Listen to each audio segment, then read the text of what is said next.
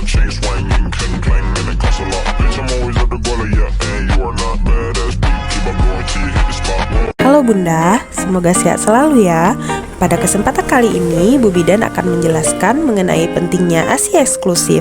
Nah, maka dari itu, simak videonya sampai akhir ya. Nah, sebelum kita masuk ke materinya, yang pertama kali akan kita bahas ialah apa sih itu air susu ibu eksklusif atau yang biasanya kita kenal ASI eksklusif. Pengertian dari ASI eksklusif ialah air susu ibu atau ASI yang diberikan kepada bayi sejak bayi dilahirkan sampai dengan bayi berusia 6 bulan tanpa menambahkan dengan makanan ataupun minuman lainnya. Setelah Bunda mengetahui apa itu ASI eksklusif, Bunda juga harus memahami hal-hal yang dapat membatalkan ASI eksklusif. Di antaranya yaitu adalah air putih, susu formula, madu, kurma, buah-buahan, bubur maupun makanan keluarga. Nah, selanjutnya apa saja sih yang terkandung di dalam ASI ataupun air susu ibu? Apakah Bunda tahu apa saja kandungan yang terdapat di dalam ASI dibandingkan dengan apa yang terkandung di dalam susu formula? Nah, ASI sendiri mengandung zat gizi yang ideal bagi bayi, yang di dalamnya mengandung hormon, antibodi, antivirus, anti alergi, antiparasit, serta faktor pertumbuhan dan enzim yang sangat berguna bagi bayi. Selain itu, ASI juga mengandung mineral, vitamin, lemak, DHA atau ARA, karbohidrat, protein, serta air. Nah, sedangkan susu formula hanya mengandung mineral, vitamin, lemak, air, protein, DHA dan ARA serta karbohidrat. Selanjutnya kita akan mengenal apa saja sih jenis-jenis ASI. Yang pertama adalah kolostrum. Nah, kolostrum sendiri adalah air susu ibu yang pertama kali keluar. Biasanya kolostrum berwarna kekuningan dan sedikit kental ya Bunda. Sebaiknya kolostrum jangan dibuang karena kolostrum mengandung antibodi yang berguna untuk daya tahan tubuh bayi. Biasanya kolostrum dihasilkan pada hari pertama sampai dengan hari kelima setelah persalinan. Selain mengandung antibodi, kolostrum juga tinggi protein dan vitamin A loh Bunda. Yang kedua adalah formil. Formil merupakan air susu ibu yang keluar pada saat awal sesi menyusui. Biasanya bentukannya lebih encer dan bervolume tinggi, serta mengandung tinggi laktosa dan rendah lemak. Nah, yang ketiga adalah Hind Milk.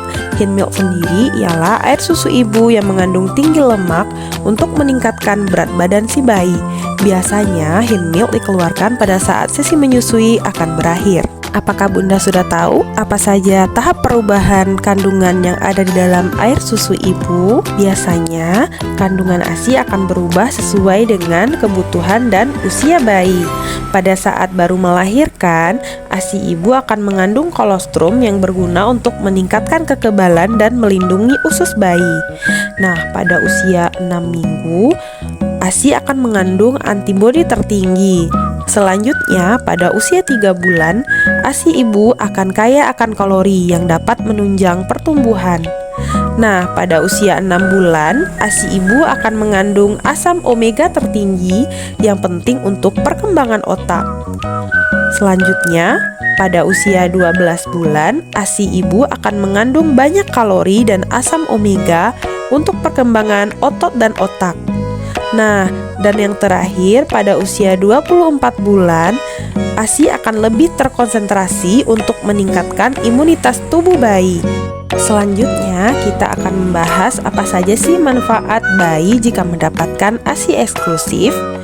Nah, manfaat itu sendiri terbagi atas dua. Yang pertama, manfaat bagi bayi itu sendiri, yaitu sebagai sumber gizi yang seimbang, mengandung antibodi alami, meningkatkan daya tahan tubuh bayi, tidak menyebabkan alergi, mencegah kerusakan gigi, penting untuk pertumbuhan tulang, mudah dicerna dan bagus untuk perkembangan otak.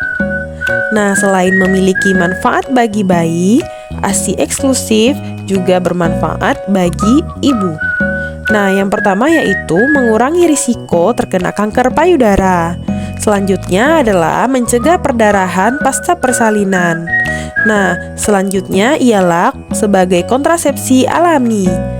Selain itu, ASI juga merupakan hal yang sangat ekonomis karena tidak memerlukan biaya tambahan, serta dengan memberikan ASI dapat mempererat hubungan antara ibu dan bayi.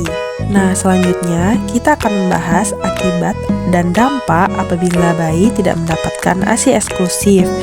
Tentunya, yang pertama, bayi yang tidak mendapatkan ASI eksklusif tidak akan mendapatkan antibodi alami yang terkandung di dalam air susu ibu. Nah, yang kedua, bayi menjadi lebih rentan terhadap berbagai penyakit, terutama infeksi saluran pernafasan akut serta diare. Nah, yang ketiga, bayi menjadi lebih beresiko mengalami penurunan status gizi yang mengakibatkan bayi beresiko mengalami stunting di kemudian hari. Serta bayi tidak memperoleh gizi yang ideal, sebagaimana yang kita ketahui bahwa gizi yang sangat diperlukan oleh bayi adalah gizi yang terkandung di dalam air susu ibu. Selanjutnya kita akan membahas mengenai posisi saat ibu menyusui. Nah, ada posisi yang salah di mana ibu menyusui namun hanya kepala bayi yang menoleh ke arah puting susu ibu, sementara tubuh bayi tidak didekatkan ke perut ibu. Nah, posisi menyusui yang benar ialah kepala bayi diletakkan di tengkuk tangan ibu, lalu badan bayi diposisikan menghadap ke tubuh ibu tegak lurus atau membentuk garis lurus. Nah, kemudian tidak hanya kepala bayi yang menghadap ke badan ibu, namun juga tubuh bayi menghadap ke badan ibu. Setelah kita mengetahui posisi menyusui yang benar, maka kita akan membahas mengenai perlekatan saat menyusui yang benar. Nah, yang pertama, bibir bayi dirangsang dengan puting ibu dan akan membuka lebar. Kemudian dengan cepat kepala bayi didekatkan ke arah payudara ibu, sehingga puting beserta areola dimasukkan ke dalam mulut bayi. Lalu kita akan mengecek apakah perlekatan sudah benar, yaitu apakah dagu sudah menempel ke payudara ibu.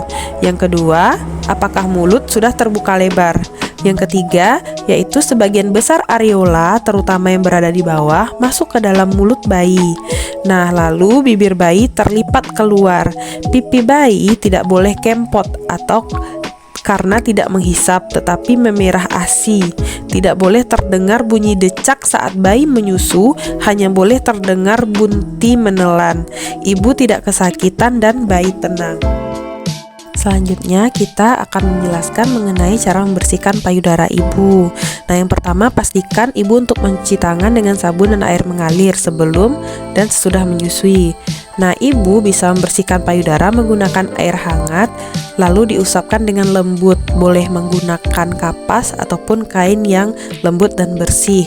Nah, ibu tidak dianjurkan untuk menggunakan sabun karena sabun dapat membuat payudara menjadi kering. Selanjutnya, kita akan menjelaskan mengenai cara memerah ASI yang benar. Nah, bunda tidak dianjurkan untuk memerah ASI hanya pada bagian puting dan areola saja. Nah, bunda juga tidak dianjurkan untuk memerah ASI dengan teknik menggunting. Namun, bunda bisa memerah ASI dengan cara memposisikan tangan seperti huruf C dan memerah ASI di bagian luar areola. Nah, selanjutnya kita akan mempelajari cara menyimpan ASI, yaitu sebagai berikut. Nah, bunda dianjurkan untuk menyimpan ASI per porsi sehingga ketika akan diberikan kepada bayi, sisa dari ASI tidak menjadi mubazir. Cara yang benar yang dapat bunda lakukan untuk menghangatkan ASI ialah meletakkan botol ASI yang telah bunda simpan di dalam mangkok berisi air hangat. Gunakanlah gelas kaca atau keramik dengan mangkok kaca atau keramik. Jangan menggunakan bahan dari plastik ataupun melamin yang dapat berbahaya bagi bayi. Nah, materi terakhir yang akan kita bahas ialah mengenai pijat laktasi.